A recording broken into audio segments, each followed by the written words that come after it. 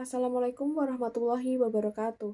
Sebelumnya perkenalkan, nama saya Farenta Indira Alma dengan NIM C2401211081 dari kelompok 5 Praktikum Biologi Perikanan.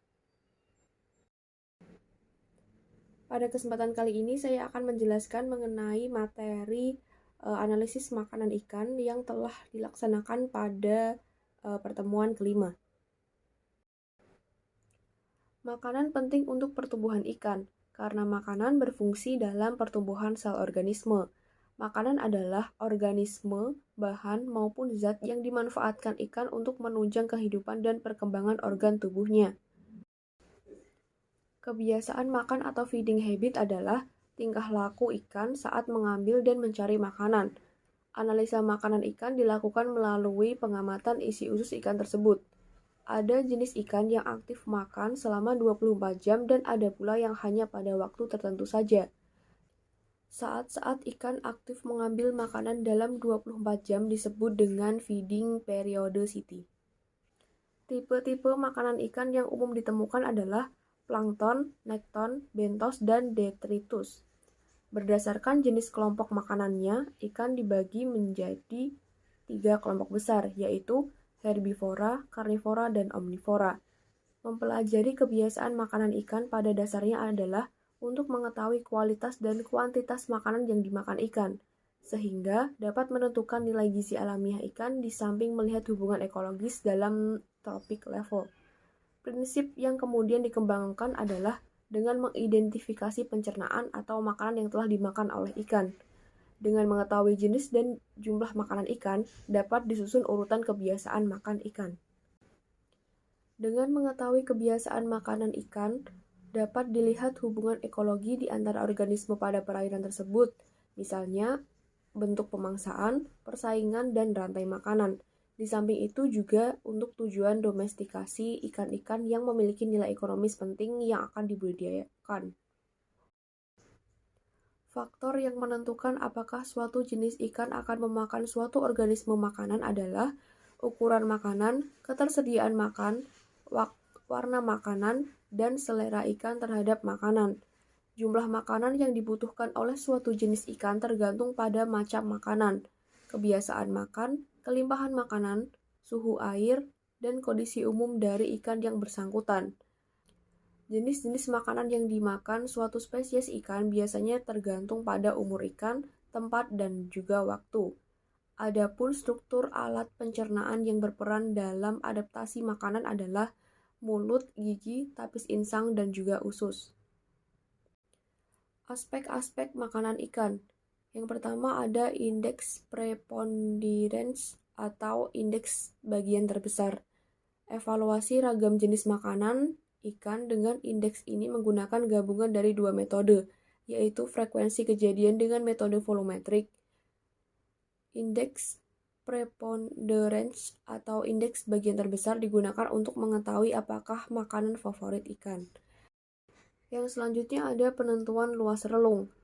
Luas relung makanan mengindikasikan bahwa jenis makanan yang dikonsumsi oleh ikan lebih beragam. Selanjutnya ada tumpang tindih. Tumpang tindih relung adalah penggunaan bersama suatu sumber daya atau lebih oleh 2 spesies ikan atau lebih, atau tingkat kesamaan jenis makanan antara kelompok ikan pertama dan kedua. Selanjutnya ada panjang usus relatif. Panjang usus relatif merupakan perbandingan antara panjang usus ikan dengan panjang total tubuh ikan yang dapat diidentifikasi berdasarkan jenis dan kebiasaan makan ikan tersebut. Kemudian yang terakhir ada nilai indeks isi lambung atau Index of Stomach Content atau ISC, merupakan perbandingan berat isi lambung dengan berat total tubuh ikan dalam bentuk persen. Nilai ISC menunjukkan seberapa banyak lambung ikan terisi oleh makanannya dalam bentuk persen. Praktikum kali ini bertujuan untuk mengetahui jenis-jenis organisme yang menjadi makanan ikan, mengetahui waktu-waktu aktif makan dari ikan, dan melihat proporsi dan kecenderungan makanan dari ikan. Alat dan bahan yang digunakan dalam praktikum makanan ikan diantaranya mikroskop, kaca preparat, cover glass, timbangan digital, kain lap dan tisu, handphone, cawan petri, alat bedah, aquades, trash bag, sarung tangan latex, gelas ukur, sheet, alat tulis, dan juga masker. Langkah pertama yang dilakukan yaitu menyiapkan alat dan bahan yang dibutuhkan. Trash bag diletakkan di atas meja praktikum sebagai alas pada saat pengamatan. Sampel usus dan lambung dikeringkan dengan menggunakan tisu. Kemudian sampel usus dipisahkan dengan lambung. Lalu sampel lambung ditimbang serta sampel lambung dan usus ditimbang secara bersamaan. Hasil penimbangan dicatat dan kemudian setelah itu sampel usus dan lambung diletakkan pada cawan Petri yang berbeda untuk memburai dan mengerik isi lambung dan juga usus. Setelah itu, lambung dan usus dikeluarkan. Lalu, isi lambung dan usus ditimbang dan dicatat hasilnya. Kemudian, isi lambung dan usus diencerkan dengan menambahkan Aquades dengan proporsi perbandingan antara isi lambung dan usus dengan Aquades sebanyak 1:4. Penambahan Aquades dengan menggunakan gelas ukur.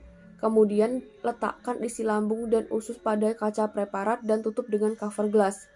Mikroskop dinyalakan dan sampel diletakkan di atas meja preparat untuk diamati jenis-jenis makanan ikan. Pengamatan dilakukan dengan 3 ulangan yang masing-masing ulangan diamati sebanyak 5 lapang pandang. Dan seluruh pengamatan didokumentasikan. Hasil dokumentasi kemudian diberi kode. Setelah itu, identifikasi isi makanan ikan dan catat hasilnya pada sheet. Setelah identifikasi selesai, kemudian matikan mikroskop dan bersihkan alat-alat yang digunakan. Sekian pemaparan materi mengenai praktikum analisis makanan ikan dan langkah-langkah analisis yang dilaksanakan pada pertemuan kelima dari saya. Kurang lebihnya mohon maaf. Wassalamualaikum warahmatullahi wabarakatuh.